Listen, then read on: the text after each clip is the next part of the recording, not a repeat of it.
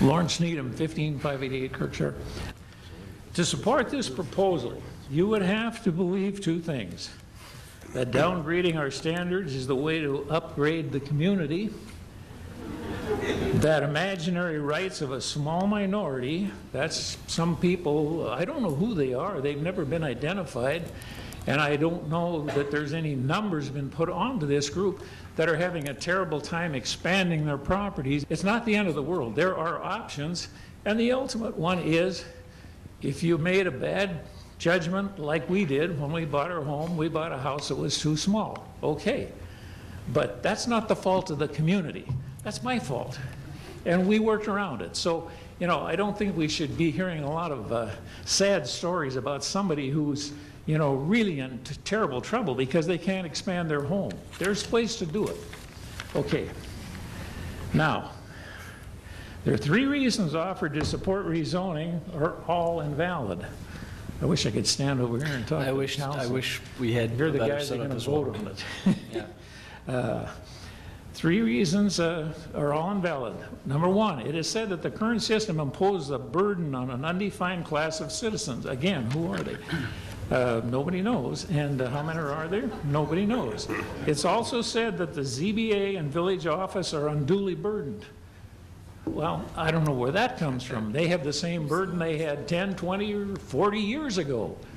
There's a certain amount of paperwork involved.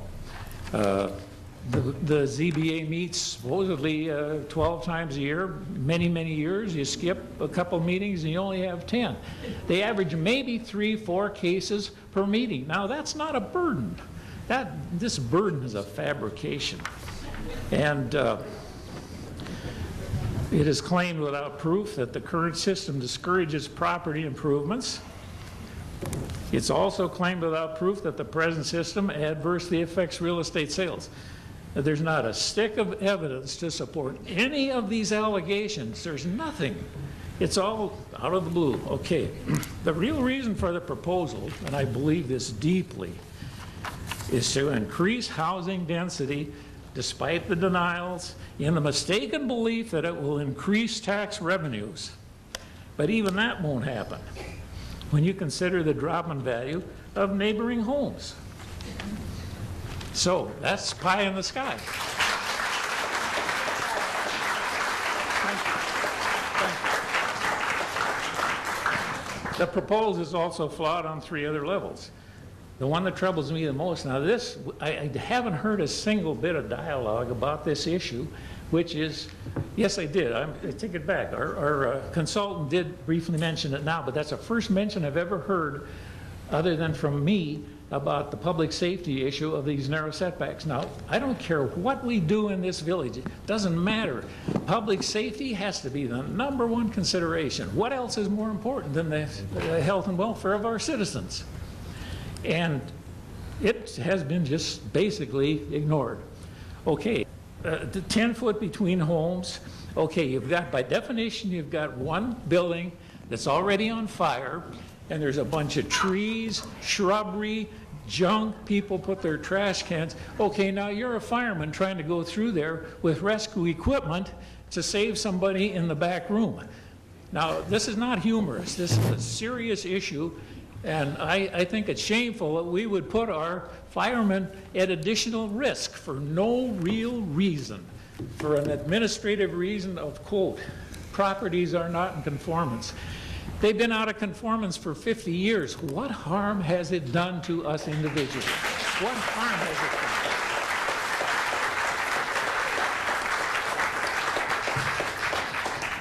done? To say that these, you know, in both the old zoning ordinance and the master plan, it says that these old conformities, nonconformities, shouldn't be extended. Well, I fully support that. To suggest they should be multiplied is bad. Okay, #2, we're way out of whack. The public, I believe, is way out of whack with some public officials. The plan for added population is up against a brick wall. And I repeat, this is all about more density. It's up against a brick wall when sewer capacity is considered. Any substantial increase in flow in our sewers would require a complete redo of our system on both the Acacia and 12 Towns drainages, and the latest villager, right here, states that we must reduce our sewer flow, not increase it. So, let's not even think about that. There are serious, I don't want to go on too long. I know, Mr. Stern, there are other people, I understand that. I don't have a family. I'll try to be brief. But we have really serious sewer issues in East Beverly. We've got restrictor plates on the drains. We have homes where ponded water accumulates, and I have to pump my yard several times every spring. And in another copy of the Villager, it says, oh, you should empty your flower pots of standing water so that you won't have mosquitoes. My neighbor has 1,000 square feet of standing water. What about that? How many mosquitoes can live in there? And you know, years ago we disconnected those roof drains because they were overloading the system. So then, of course, all that water goes in our yards. And you know, this system is right up to the maximum.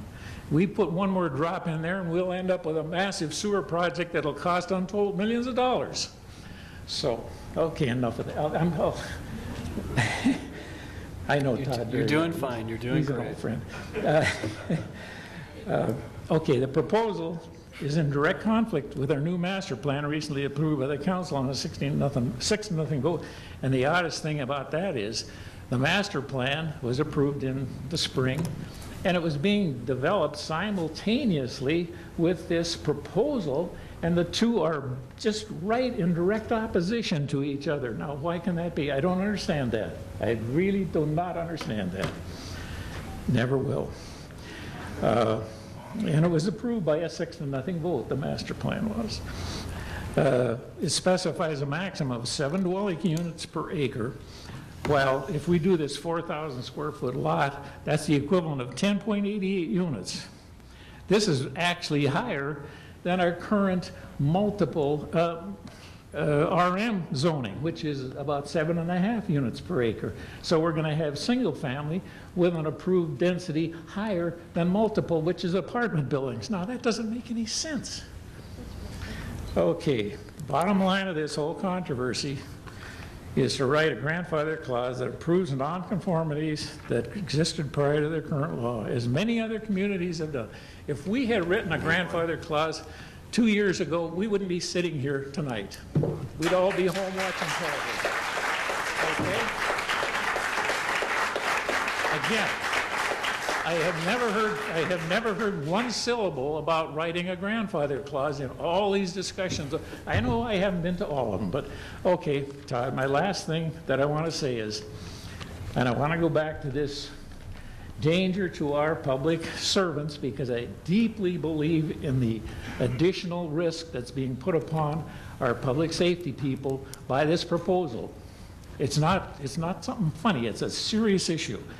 And I would, maybe council members will want to express their gratitude to our excellent public safety department by voting no to this ordinance, which puts our officers needlessly at risk. Thank you.